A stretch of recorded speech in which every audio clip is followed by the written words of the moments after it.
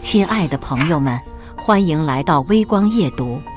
雨桐，你爸妈怎么没来？这么大的日子。是啊，亲家公亲家母人呢？不会是看不起我们吧？面对亲戚们的质疑，我站在金碧辉煌的酒店大厅里，脸上挂着僵硬的笑容。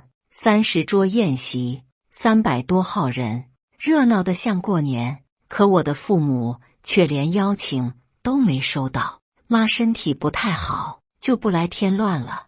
我强忍着心中的屈辱，一遍遍地向前来询问的客人解释着。方志强在一旁和同事谈笑风生，对我的窘境视而不见。接下来开始我们本期故事，记得点击订阅并开启小铃铛。1个月前，婆婆突然宣布要办65岁大寿。那天下午，我刚下班回家，就听见婆婆在客厅里打电话，声音格外兴奋：“秀芳姐，你这生日得好好办，人生就这么一个65大寿。”邻居李阿姨在楼下遇见她时说道。婆婆当时就拍板：“对，必须办得风风光光的，让所有人都知道我儿子有出息。”她放下电话，眼中闪着异样的光芒，开始在纸上写画画。我走近一看，原来是在列客人名单。妈，您这是要请多少人啊？我好奇地问。不多，也就是亲戚朋友，大概200多号人吧。他头也不抬地说着，手里的笔刷刷地写个不停。我心里咯噔一下，200多人，那得花不少钱吧？婆婆这时才抬头看我，笑容意味深长：“钱的事你别操心，妈心里有数。”晚上方志强回来，婆婆兴奋地和他商量着宴席的事。志强，妈想在金海酒店办，那里档次高，咱家的面子也有了。你看，这是我白天去看的菜单。婆婆拿出一张精美的菜单，上面的菜品看着就很昂贵。方志强扫了一眼菜单，眉头微皱：“妈，那地方不便宜啊，一桌至少800起步，30桌的话，怕什么？咱家现在条件好了，该享受就享受。再说了，你媳妇不是护士吗？收入稳定着呢。”我在厨房里洗碗，听到这话手一抖，盘子差点掉地上。什么叫我收入稳定？难道这寿宴要我出钱？我1个月工资才4500，你在开玩笑吗？妈，邀请名单您列好了吗？我爸妈那边。我走出厨房，手里还拿着湿漉漉的抹布，试探性地问。婆婆正在和方志强讨论酒水的问题，听到我的话，脸色瞬间沉了下来。你爸妈来干什么？又不是他们过生日。我愣了一下，可是我们都是一家人啊，这么重要的日子，一家人。婆婆冷笑一声，放下手中的菜单。你爸妈来了，能给我长什么脸？一个修车的，一个扫大街的，坐在那里像什么话？到时候我那些同事朋友怎么看我？我感觉血涌上了脑门，手中的抹布紧紧攥着。妈，您这话说得太过分了。我爸妈虽然工作普通，但人品行了行了。方志强打断我，看了看婆婆的脸色。妈说的有道理，人太多了也不好安排。你爸妈年纪大了，那么吵的场合他们也不一定喜欢。我不可置信地看着他。志强，那是我爸妈，他们把我养大，我结婚的时候他们多高兴。现在知道是你爸妈，但是妈的生日，咱们得尊重妈的意见。方志强的话轻描淡写，仿佛在说一件微不足道的事。那一刻，我觉得自己像个外人，站在这个家里，却无法为自己的父母争取到一个座位。接下来的日子里，婆婆忙得不亦乐乎，每天都在电话里和各路亲戚联系。她把手机音量调得很大，仿佛故意要让我听到。二嫂，我65大寿，金海酒店你们全家都得来啊，带上小孙子，阿姨给红包。小华，你这次可不能推辞，阿姨这辈子就这么一次大生日，还有记得穿的体面点，到时候拍照好看。老李，听说你最近升职了，太好了，正好来喝杯喜酒，顺便给阿姨沾沾喜气。他的声音在房子里回荡，兴奋得像个要过节的孩子。每打完一个电话，他都会在纸上画个勾，然后满意地看着越来越长的名单。而我坐在一旁看电视，却越来越沉默。每当听到他提到全家都来，带上孩子这样的话，我就想到我的父母，他们甚至不知道有这么一个寿宴。有一天下午，我正在阳台上晾衣服，听到婆婆在客厅里和她的老同事方阿姨通电话。方阿姨啊，我这次可是下血本了，金海酒店30桌，每桌都是精品菜。哎呀，那得花多少钱啊？电话那头传来惊讶的声音。婆婆得意地笑了，钱的事不用担心，我儿媳妇是护士，收入稳定，孝顺得很。再说了，给长辈过生日，花点钱怎么了？我手中的衣服掉在了地上，原来她早就计划好了要我出钱。那天晚上，我试图和方志强沟通这件事。志强，关于你妈生日的事，我们是不是应该商量一下？她正在看球赛，头也不回，有什么好商量的？妈决定就行了。可是钱的问题，妈都65了，我们做儿女的孝顺一下不应该吗？再说了，你一个月4500，我一个月7000，11500的收入，办个生日宴还是负担得起的。我深吸一口气，那我父母的事呢？方志强这时才转过头看我，表情有些不耐烦。都说了人太多不好安排，你怎么还纠结这个？不是人多的问题，是你妈根本看不起我父母。你想多了，妈就是考虑实际情况。他又转过头继续看球赛。行了，别想那么多，到时候给你爸妈买点礼品补偿一下就行了。我看着他的后脑勺，心中一阵发凉。周末我回娘家，妈正在厨房里包饺子，手法娴熟，每个饺子都包得圆圆胖胖的。雨桐回来了，正好尝尝妈包的韭菜馅的，你小时候最爱吃的。妈满脸笑容地迎出来，围裙上还沾着面粉。看着妈朴素的衣服和满手的面粉，再想想婆婆对他们的轻视，我鼻子一酸。妈，怎么了？脸色这么难看，是不是工作累了，还是和志强吵架了？妈立刻放下手中的活，关切地摸摸我的脸。我犹豫了很久，还是没有说出婆婆不邀请他们的事。爸妈这辈子为我操心够多了，从小到大，他们省吃俭用供我读书。我结婚时，他们几乎倾其所有给我准备嫁妆。我不想让他们再因为我受委屈。没有，就是工作累。医院最近病人特别多，妈心疼地搂住我。傻孩子，累了就回家休息，妈给你做好吃的，你看都瘦了。晚饭时，爸突然说：雨桐，你婆婆生日的时候，我和你妈是不是得准备点礼？听说现在流行送金首饰，要不我们……我的手僵在半空中。爸，您怎么知道婆婆要过生日？小区里的人都在说方家要在金海酒店办大寿，30桌呢，排场大着呢。爸的语气里带着羡慨，那可是咱们这里最高档的酒店，我经过那里好几次，光看外观就知道不便宜。妈也兴奋起来，那咱们得好好准备准备，不能给雨桐丢脸。我看电视上说，现在的金镯子挺不错的，要不我们咬咬牙买一个？我看着父母期待而又有些忐忑的眼神，话到嘴边又咽了回去。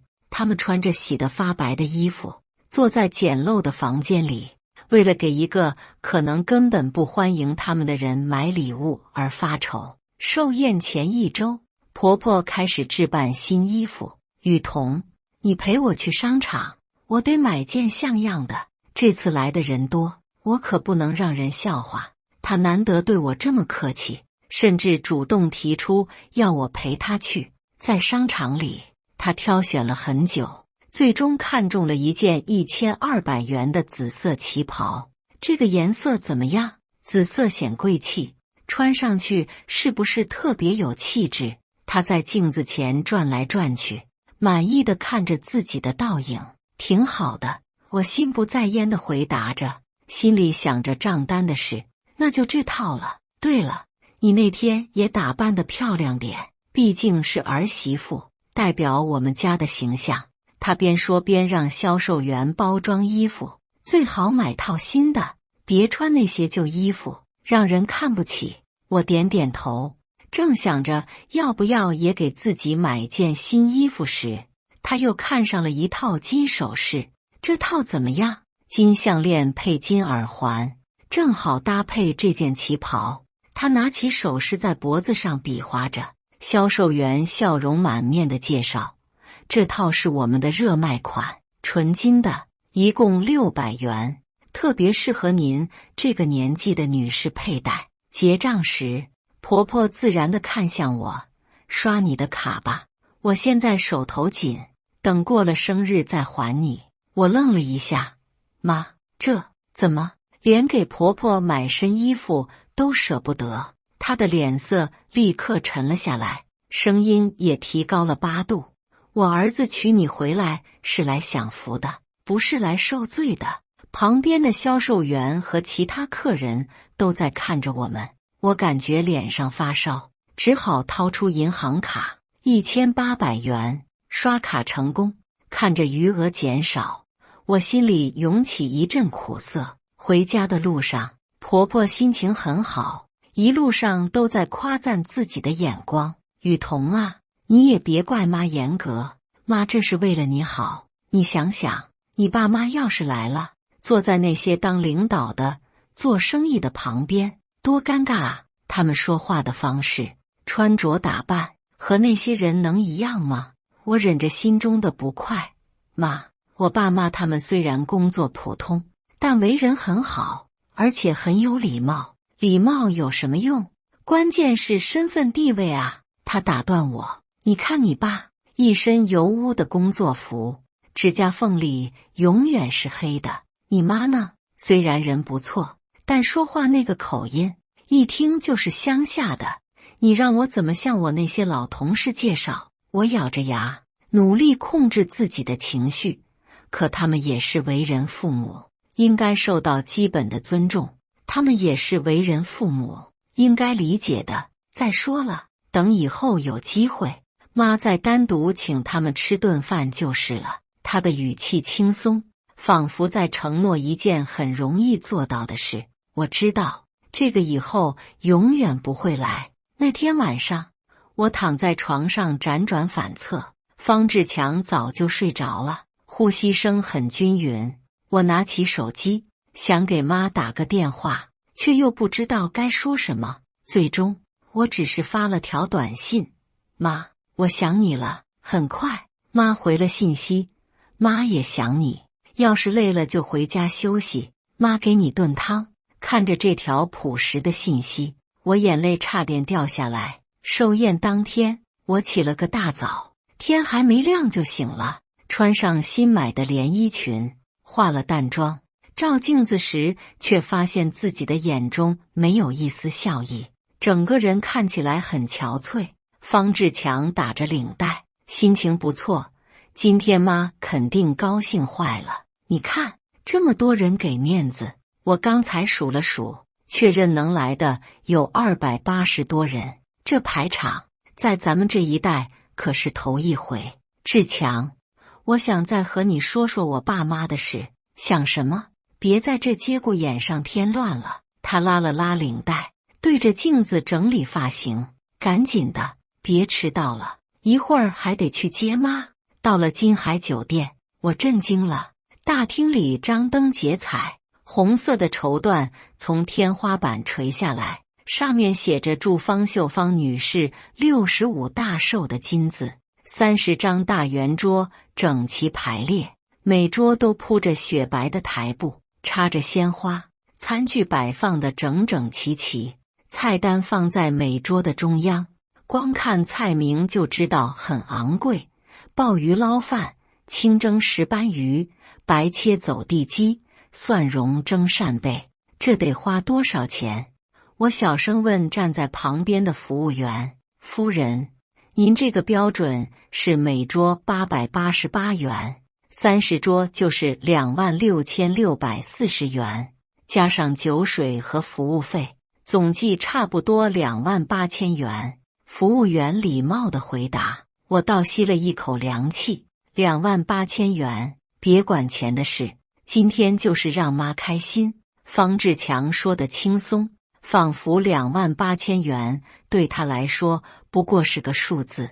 客人陆陆续续到了，有方志强的同事、婆婆的老同事，还有各路七大姑八大姨，大家都穿得光鲜亮丽，男人们西装革履，女人们珠光宝气，说话声音洪亮，整个大厅热闹非凡。婆婆换上了新旗袍，戴上了金首饰，满面红光的在各桌间穿梭，接受着大家的祝贺。她走路的样子都透着得意，仿佛今天是她人生中最光荣的时刻。秀芳啊，你这儿子真孝顺，这排场办的，金海酒店可不便宜啊。是啊，看这菜单，一桌就得上千吧，30桌，这得花多少钱？有这样的儿子儿媳，你就享福吧。人家小两口收入不错，舍得给你花钱。听着这些夸赞，婆婆笑得合不拢嘴，不时地用眼神示意我站得离她近一点，仿佛要向所有人展示她的孝顺儿媳。我坐在主桌旁边，努力维持着笑容，心里却越来越不是滋味。亲戚们不断地问我父母的事，我一遍遍地解释着，每一次都感觉像在撒谎。雨桐，你爸妈呢？怎么没来？这么大的日子他们都不来，他们身体不太好，不方便出门。我努力让自己的声音听起来自然。身体不好，严重吗？要不要去看看？不是什么大病，就是年纪大了，容易累。这样啊，那也是。老人家确实不喜欢太热闹的场合。是啊，他们比较喜欢安静，但总有一些特别关心的亲戚不依不饶。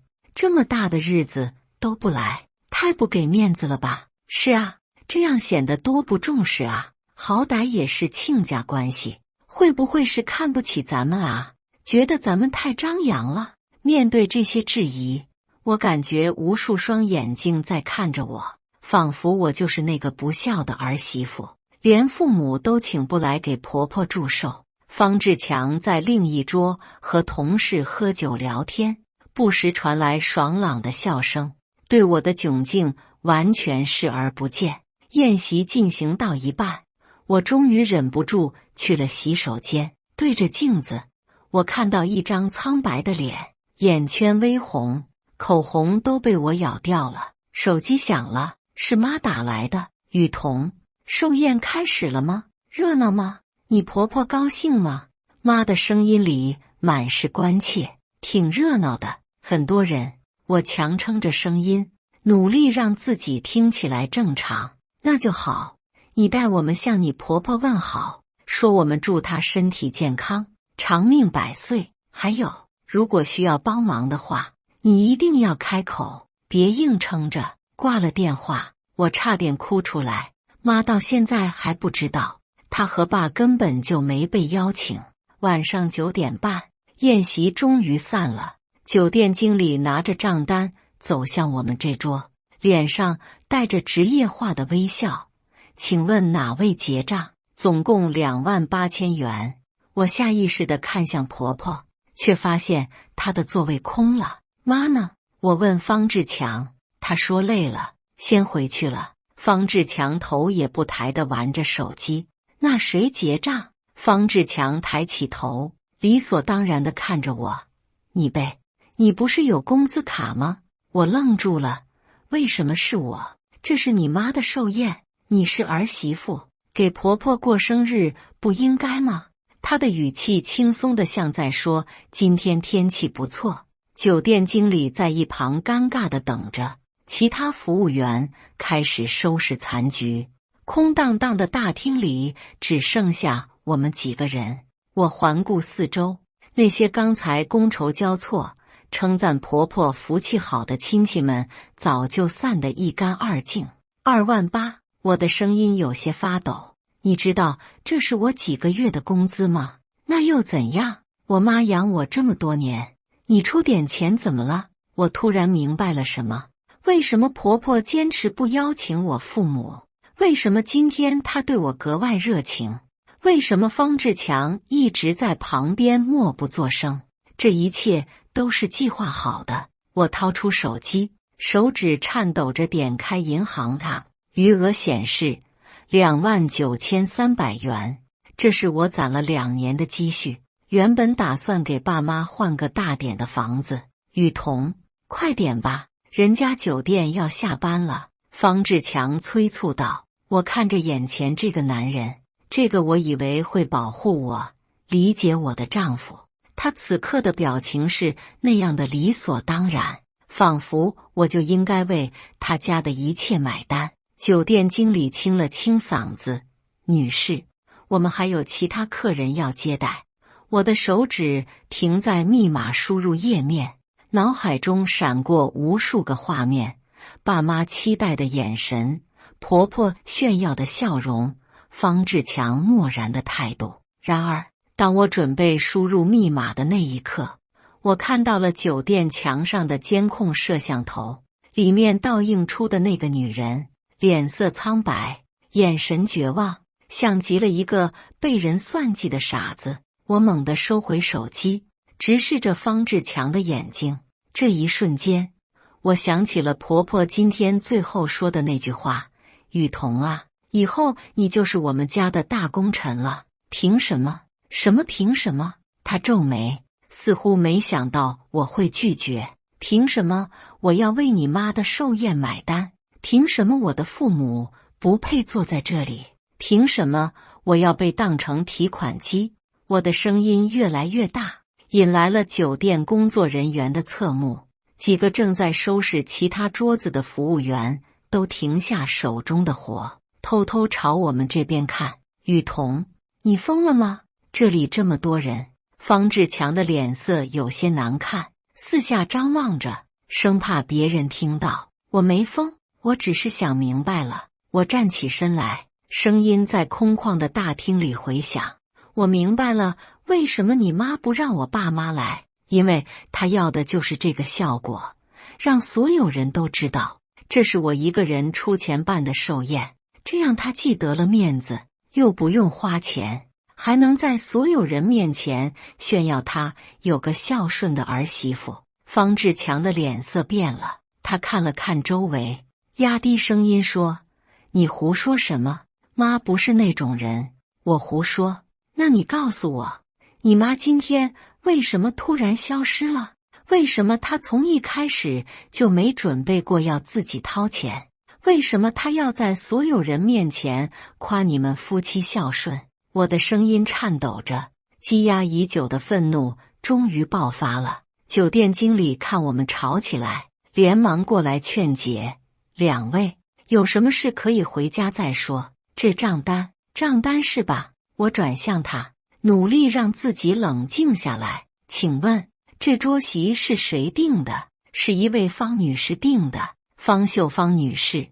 经理翻了翻记录本，那么按理说应该是订席的人结账，对吗？经理点点头，一般是这样的，除非有特殊说明。我看向方志强，听到了吗？是你妈订的席，应该她结账。你现在给你妈打电话，让她回来结账。雨桐，你别闹了，妈都那么大年纪了，哪有那么多钱？方志强的声音有些急了。年纪大就可以耍赖，年纪大就可以算计儿媳妇。我冷笑，那我爸妈也是这个年纪，怎么就不配来参加这个寿宴？怎么就不值得被尊重？方志强被我问得哑口无言，半天才硬着头皮说：总之这钱你必须出，我们是夫妻，你的钱就是我的钱，我的钱也是你的钱，夫妻。我笑了，笑得眼泪都出来了。真正的夫妻会让妻子的父母在这种场合缺席吗？真正的夫妻会算计妻子的血汗钱吗？真正的夫妻会在妻子被羞辱的时候选择沉默吗？我掏出手机，拨通了婆婆的电话。妈，我是雨桐，您的寿宴结束了，酒店要结账，您什么时候回来？电话那头传来婆婆惊讶的声音：结账？我以为你们已经结了呢，我都到家了，这么晚了。没有，账单是28000元。您是寿星，也是定席的人，当然应该您来结账。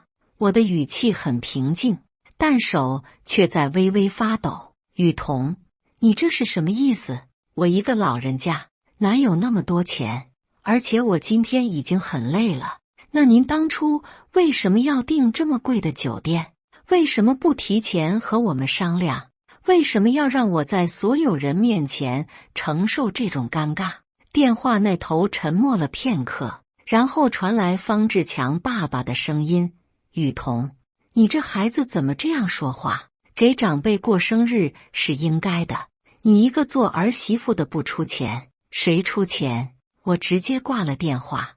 你真的不打算付这个钱？方志强的脸色很难看，眼中带着愤怒和不解。我可以付，但是有条件。我深吸一口气，让自己尽量保持冷静。什么条件？第一，你妈必须当着所有今天参加寿宴的亲戚的面，给我爸妈道歉，承认是她故意不邀请我父母的，并且承认她的做法是错误的。第二，这28000元算借款，你们一家要写借条，每个月还我2000元，14个月还清。第三，以后再有这种家庭聚会，我父母必须和你们的亲戚享受完全同等的待遇。方志强愣住了，仿佛不敢相信这些话是从我嘴里说出来的。你疯了？让我妈给你爸妈道歉？你知道你在说什么吗？我很清醒，为什么不能？做错事就要道歉，这不是基本的道理吗？还是说，在你们家只有我需要道歉？他是长辈，长辈怎么能给晚辈道歉？长辈就可以随意羞辱别人的父母，长辈就可以为所欲为。我冷冷地看着他，方志强，我现在给你最后一次机会，要么接受我的条件，要么你们自己想办法解决这个账单。他的脸色青一阵白一阵，半天说不出话来。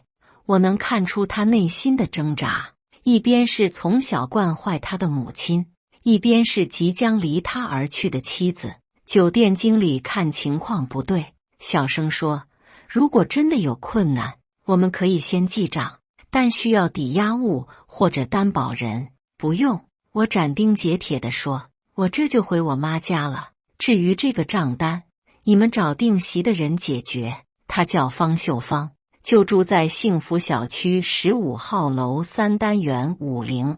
说完，我拿起包就往外走。雨桐，雨桐，你站住！方志强在后面喊，你要是敢走，就别回来了。我没有回头，径直走出了酒店大门。夜风吹在脸上，带着初秋的凉意，我感觉前所未有的轻松。街上的霓虹灯闪烁着，路上偶尔有几辆车驶过，一切都显得那么宁静。我拿出手机，给妈发了条短信：妈，我要回家了，很快。妈回复：好，妈给你热饭。回到娘家已经快11点了，爸妈还没睡，正在客厅里看电视。看到我的时候，他们都很惊讶。雨桐，怎么这么晚回来？寿宴不是应该很晚才结束吗？志强呢？妈惊讶地站起来，连忙过来接我的包。看到爸妈关切的眼神，想到今天受的委屈，我终于忍不住哭了出来。妈，我扑到妈的怀里，眼泪止不住的流。妈连忙抱住我，轻抚着我的后背。怎么了，孩子？是不是受委屈了？谁欺负你了？爸也走过来，脸上满是心疼。雨桐，告诉爸，到底发生什么事了？我抽泣着，断断续续的把今天的事从头到尾说了一遍，包括婆婆不邀请他们，包括最后的结账风波，包括我是如何发现这是一个精心策划的陷阱。听完后，爸的脸色铁青，拳头紧握。太过分了，我们怎么说也是亲家，他怎么能这样对待？还有志强，我把女儿交给他，他就是这样保护的。妈虽然难过，眼圈也红了，但还是劝我，雨桐，要不你回去和志强好好谈谈，毕竟是夫妻，没有解不开的结。妈，您都这样了，还替他们说话。我哭得更厉害了，他们从来没把您和爸当成一家人，在他们眼里，您和爸就是不配和他们的亲戚坐在一起的下等人。爸走过来，坐在我身边，拍拍我的肩膀。女儿，爸不怕被人看不起，爸这辈子见过的白眼多了去了，但爸怕的是你受委屈，怕你在那个家里没有地位。爸，你记住，不管发生什么事，这里永远是你的家，你想在这里住多久就住多久，爸妈永远支持你。爸的声音有些哽咽，咱们家虽然穷，但不缺骨气。妈也坐下来，握住我的手。雨桐，妈和你爸商量过了，如果你在那边真的不开心，就回来住。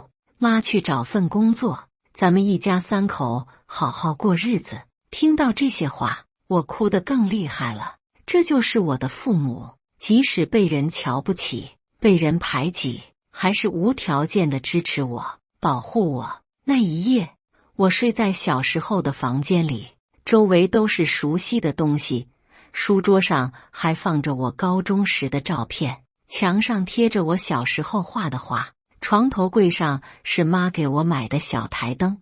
这里虽然简陋，但充满了真正的关爱。第二天上午，我正在帮妈摘菜，门铃响了，透过猫眼看到是婆婆，我有些意外。她一个人站在门外，手里提着水果，脸上的表情很复杂。雨桐，开门，妈来看你了。婆婆的声音比平时温和很多，甚至带着一丝讨好。我开门，看到她精心打扮过，脸上带着尴尬的笑容。雨桐啊，妈来给你道歉了。道歉？我冷笑。昨天不是还说我疯了吗？昨天是妈不对，妈想错了。她走进屋子，看到爸妈，态度立刻变得客气起来。亲家母，对不起啊，昨天是我考虑不周。妈连忙让座。秀芳，坐下说话，喝口水。爸的脸色不太好，但还是保持着基本的礼貌，只是没有主动说话。婆婆坐下后，开始了她的真情表演。亲家啊，昨天真的是我想差了，我就是觉得人太多了，不好安排。没想到雨桐会这么在意，她的声音有些颤抖，仿佛真的很后悔。妈，我打断她，您觉得我在意的是什么？她有些尴尬，眼神飘移。是我不对，我应该邀请你爸妈的。那账单的事呢？您从一开始就没打算自己掏钱，还说什么误会？他的脸色变了变。那个真的是个误会，我以为志强会处理好的，我一个老人家不懂这些。爸终于忍不住了。秀芳啊，我们虽然条件不好，但也不是不懂礼数的人，你这样做确实太伤人了。我们不求你看得起，但至少应该有基本的尊重吧。婆婆被说得脸红。亲家，我知道错了，我以后一定注意，绝对不会再犯这样的错误。妈拉了拉爸的衣服，示意他不要说得太重。算了，事情都过去了，以后注意就行了。那您打算怎么办？我直视着婆婆，这样以后有什么事，我一定邀请你爸妈，还有那个账单，我和你爸商量一下，我们想办法解决。想办法？什么想办法？我不依不饶地问。他支支吾吾地说，我们手头确实紧，能不能分期还，每个月还一点？我笑了。昨天您儿子可是说让我出钱是应该的，现在知道分期还了。雨桐，妈真的知道错了，你就原谅妈这一次吧，妈保证以后绝对不会再这样了。他的态度确实比昨天低了很多，看着他低声下气的样子，我心中五味杂陈。这个曾经高高在上，对我爸妈不屑一顾的女人，现在却要向我道歉。妈，我可以原谅您，但是我有几个要求，这些要求您必须都答应。你说。第一，当着所有昨天参加寿宴的人的面，为昨天的事道歉，承认您的不对。第二，那28000元必须还，每月2000元，写借条。第三，以后方志强必须学会尊重我和我的家人，如果再有类似的事情发生，我们就直接离婚。婆婆的脸色变来变去，显然这些条件对她来说都很难接受，尤其是第一条，当着那么多人道歉，这怎么觉得丢脸？我冷笑，那我昨天被那么多人质疑的时候，您怎么不觉得我丢脸？妈在一旁劝我，雨桐，差不多就行了，一家人嘛。妈，您太善良了。我握住妈的手，但有些底线是不能退让的。如果这次不让他们认识到错误，以后还会有更过分的事情。婆婆沉默了很久，最后还是点了点头。好，我都答应，但是能不能不要当着所有人的面？我们可以在家庭聚会上说。不行，我态度坚决，必须是昨天参加寿宴的所有人。您当初是怎么在他们面前炫耀的，现在就怎么道歉。婆婆走后不久，我接到了方志强的电话。雨桐，你够了，让我妈给你道歉，你是不是太过分了？她的声音很愤怒。过分？我过分什么了？我在阳台上接的电话，声音很冷静。她都那么大年纪了，你让她在那么多人面前道歉，她还要不要脸了？那我爸妈就不要脸了，被人这样羞辱就活该。我的声音提高了。方志强，换位思考一下，如果是你的父母被我妈这样对待，你会怎么想？你别扯你爸妈，这是我们小两口的事。小两口的事？我气笑了。从什么时候开始，花我的钱，羞辱我的父母，成了小两口的事？你在婚礼上说要保护我一辈子，现在呢？我被你妈羞辱的时候，你在哪里？电话那头沉默了。方志强，我现在给你最后一次机会，如果你觉得你妈做得对，我的要求过分，那我们就离婚。如果你真的想过日子，就按我说的做。离婚？你敢？离了婚，你以为你能找到更好的？他的语气很不屑。我为什么不敢跟一个不尊重我和我家人的男人过一辈子？我图什么？图你的薪水？图你妈的刁难？还是图你的冷漠？我的眼泪又流下来了，但声音依然坚定。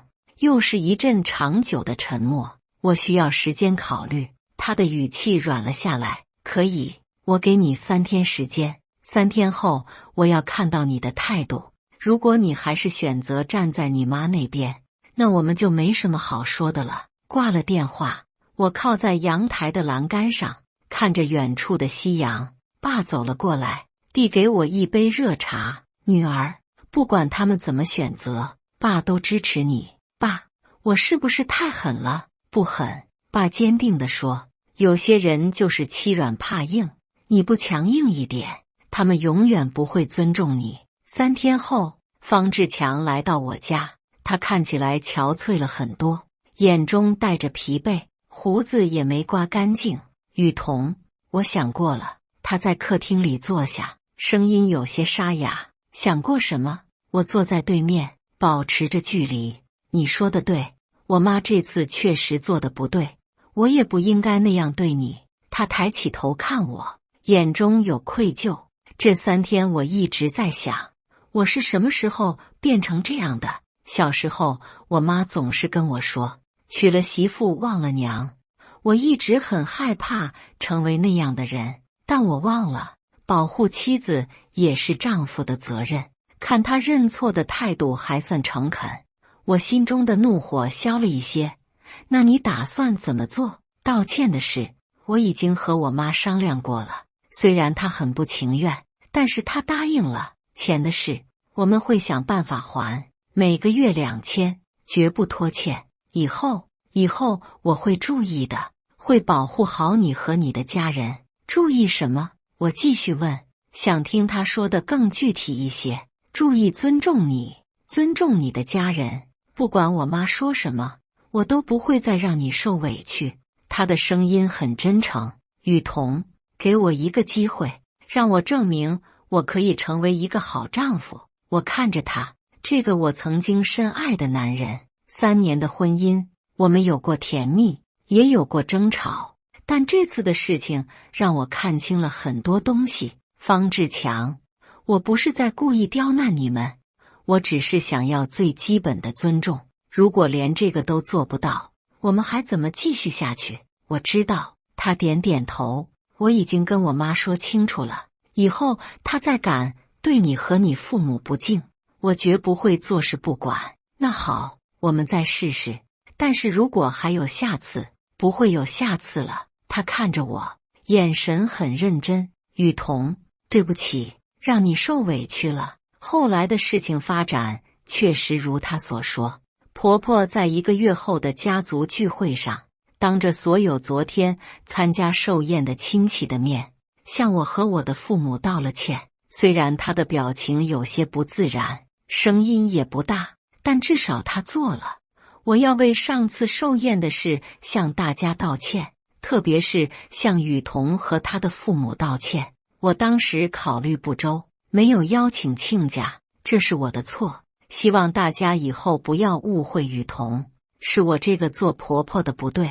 28000元的账单，他们按照约定每月还2000元，一分不少，用了14个月还清。每次还钱的时候，婆婆的脸色都不太好看，但她没有再说什么刻薄的话。最重要的是，从那以后，我的父母终于能够在方家的各种聚会中占有一席之地，不再被当成可有可无的外人。虽然婆婆对他们的态度称不上热情，但至少是礼貌的，再也没有出现过故意排斥的情况。这件事让我明白了一个道理，有时候你必须为自己的尊严而战，即使代价是撕破脸皮，因为失去的尊严比任何东西都难找回来。而真正爱你的人，会在你坚持原则的时候支持你，而不是让你无底线的忍让。那天晚上，当我拒绝支付那28000元的账单时，我失去的是一个算计我的婆婆和一个不懂尊重的丈夫的面子，但我找回的是作为一个独立女性的尊严和对父母的爱与保护。